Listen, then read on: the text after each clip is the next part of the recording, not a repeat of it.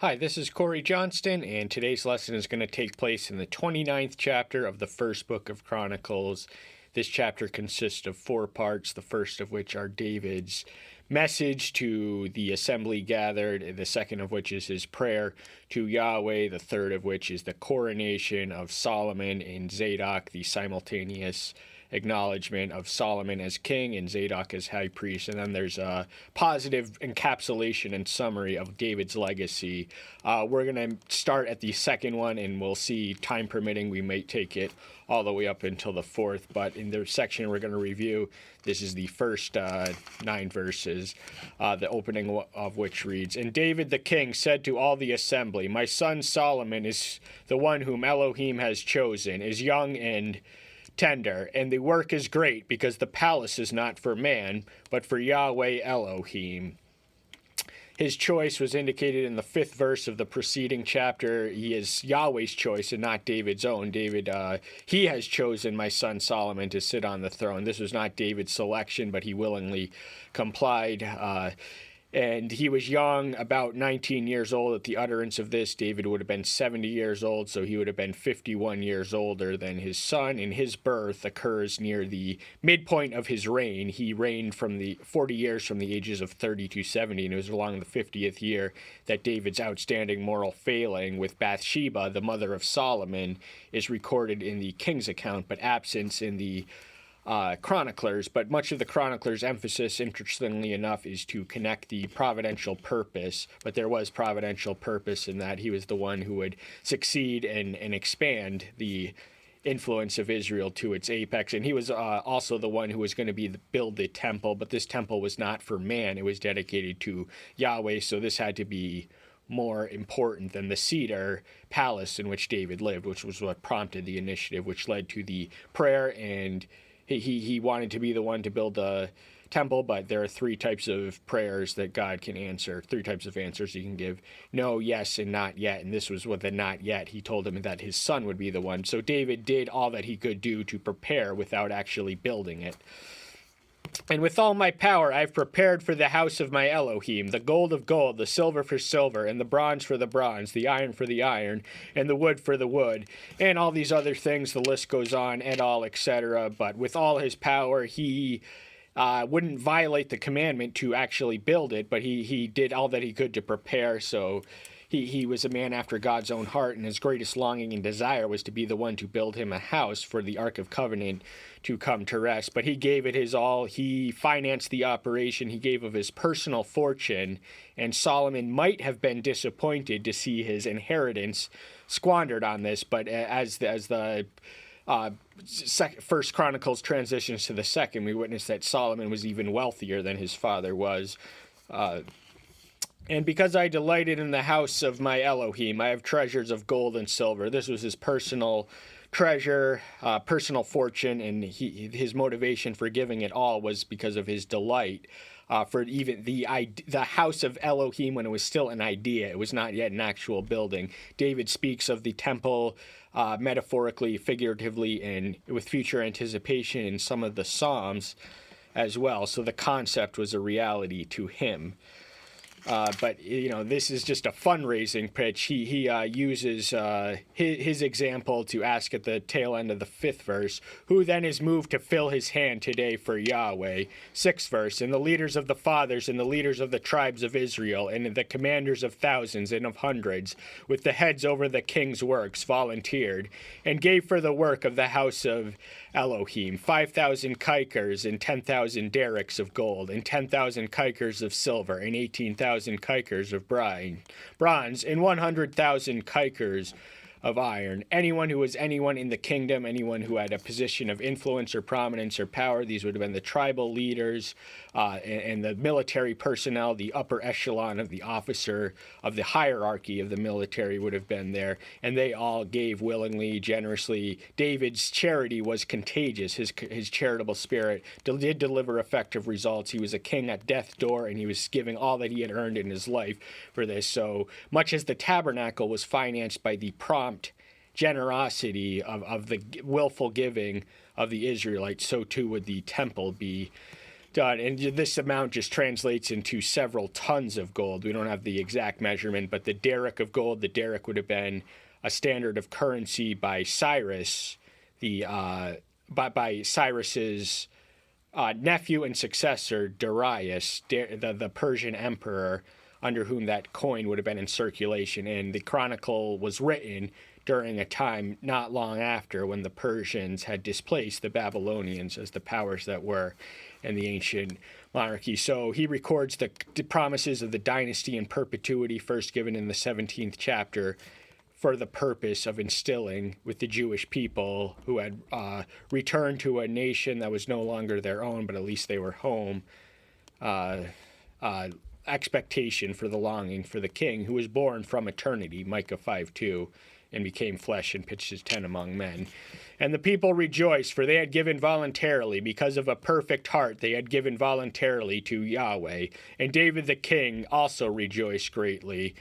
So this was not an isolated individual incident. This was a collective. David started it all. He was the leader of Israel, and where he led, he followed. So he was effective in raising the funds and just compelling this generous giving, this voluntary giving. This was not a king. He did not tax. He did not force or coerce, though it was in his power to do so. He asked them willingly, and they were happy to do so. And he probably got more out of it than if he had imposed a tax on them.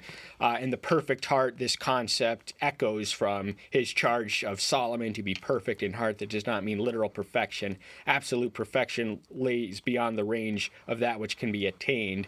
So we have to be as perfect as we are able. We have to be progressing and improving to be on the path of perfection. But our hearts can be made more perfect than they are if we clear them of impurities and just get it single-minded and oriented, undivided devotion to Yahweh. But David, he was part of the rejoicing. He was there throwing his hands in Hosanna. David was a man who danced in joy when the Ark of the Covenant was returned safely to Jerusalem. So he was a man prone to exuberant expressions. He was the type who worshipped with abandon. And this takes us to the 10th verse. We're going to take it at least up to the 21st. This is David's prayer. And the contents of the prayer are a revelation of his character. And David blessed Yahweh before all the assembly. And David said, "Blessed are you, Yahweh, Elohim of Israel, our Father, forever and ever." He's blessing him before all the assembly, and the formula of the gravity of gratitude is when the praises come up, the blessings come down. And so he has the assembly in mind, and he's talking to Yahweh, but for them and with them. And he calls him Yahweh. That's his covenant name. That's his name. Yahweh is who he is. Elohim is what he is. Much as we are human beings, he is Elohim. And he is the Elohim of Israel, but he is also the Elohim of the universe and the heavens thereof. But, the term father is significant because that speaks of the paternal concern and affection that he has for his children. Now, the Islamic religion, they have 99 names for Allah, their God, but not one of them is Father. But just the element of his eternality, he eventually compares the flickering shadow that a human life is in the realm of eternity in the 15th verse, next verse, 11. Yours, O Yahweh, is the greatness, the power, and the comeliness, the preeminence and the excellency, because of all that is in the heaven and in the earth. Yours is the kingdom, O Yahweh, and you are exalted as head above all. He is the creator and controller and possessor, the sovereign possessor. Everything in the universe belongs to him, including and especially the greatness and the power, which are unduplicatable, unmatchable by any of us. We are not equals to him. And the comeliness that refers to his beauty, and we can see his beauty in the universe and the galaxies, even on the planet Earth.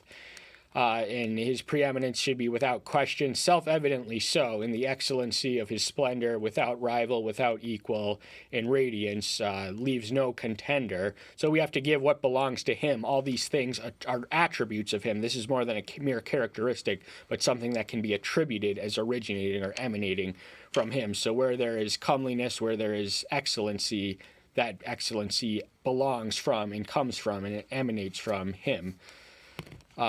Because he is the creator and the master of the heavens and the earth. He is the creator and the master of the matter world and the spirit world as well.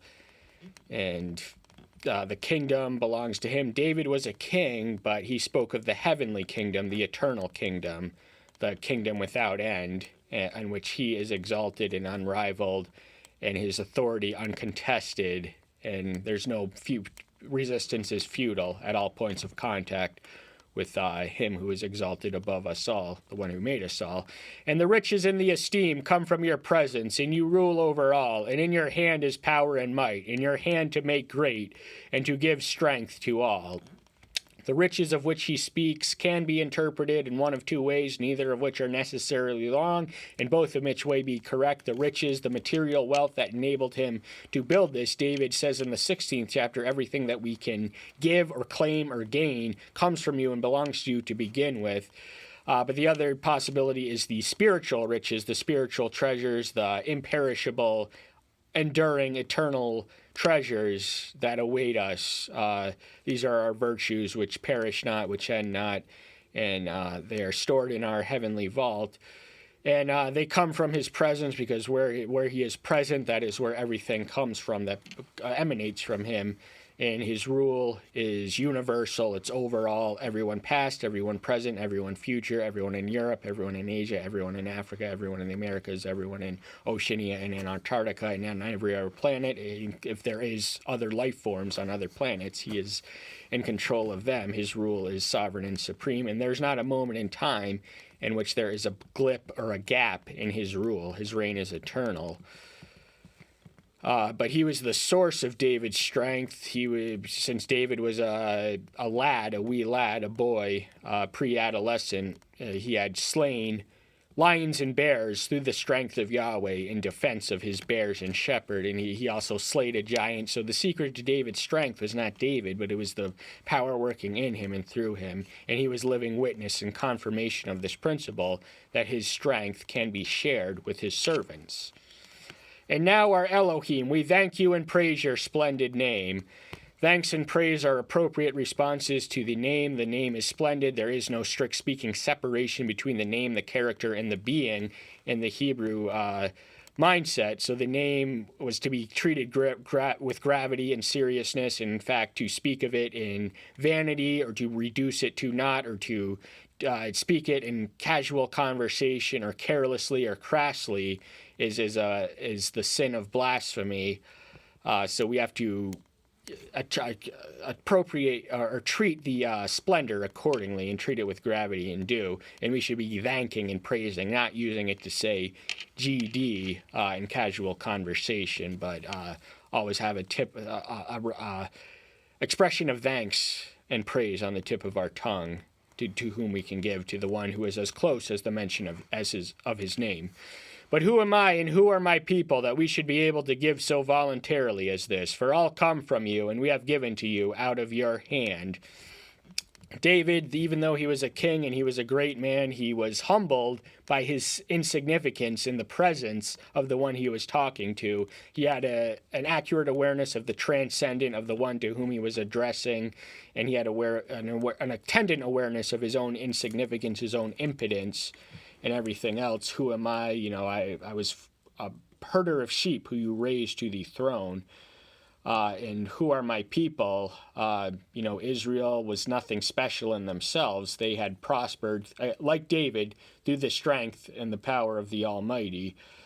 But he's just saying that even the capacity to give voluntarily comes from you and belongs to you, and we used it accordingly, and we are grateful to do so, and mindful and thankful to give back to the one from whom it belongs to begin with. So the voluntary giving should be the natural and prompt response of the believer to the church, but the church is more than the mere building. It is also the people by extension. For we are sojourners and pilgrims before you, as were all our fathers. Our days on the earth are as shadow and without permanence. In contrast to the eternality and enduring eternality of God, he notes the fleeting, flickering vanity of the life of man. It is here as a shadow. One day it is here, and then one day it is not, and that forever without end. So the finality of death reminds us that we are immortal and he is eternal. I mean, that we are mortal in our present frame, but we do have an immortal expectation. Our soul is also immortal, and whether it is joined and united to the body is dependent on us being spared of the judgment and entering to the resurrection. But, the lives that we have, the lengths thereof, 70, 80 if a man is lucky, in the 90th Psalm. And no matter how long you live, it is a blip in eternity. O Yahweh our Elohim, all this store that we have prepared to build you a house for your sacred name is from your hand, and all is of you. So everything that they were giving to him belonged to him to begin with, and they were happy to return it to its rightful owner. But they did take the necessary pains and preparations to build. They had not actually begun building yet, but everything was organized and ready and set in stone for Solomon. Now, in the king's account, it took him 4 years after, being secure on his throne to even begin the temple account. But the suggestion here is that everything was ready in motion for him to begin with. But all is of you, because you are all, you are everything. Everything that is in motion, everything that is, owes its origin and existence to you. So the all is universal. That 3-letter word is universal in that final phrase, and all is of you, and comes from your hand by connection. And I know, my Elohim, that you are trying the heart and the desire uprightness. As for me, in the uprightness of my hearts, I have voluntarily given all these. And now with joy I've seen your people who are present here to give voluntarily to you. He knew that this was a test, and he was happy to pass the test, to do the right thing when the opportunity was present and came for him. He took it on his own initiative to make all the preparations. Everything was good to go so that Solomon could waste no time in getting started with the building of this. But his motives and intentions were good. It was the uprightness of his heart. This much was commended. And one of the responses we read to David's frustrated request to be the one to build this temple, he applauds his intentions. Your intentions were good. There was nothing wrong in your desire. Just you were not the one for because of the time. And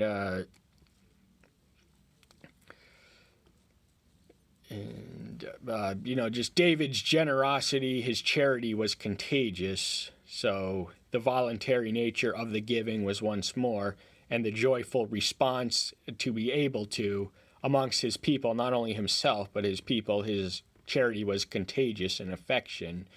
And he reminds him once more that they gave of their own voluntary initiative, but they were really just returning what belonged to him to begin with.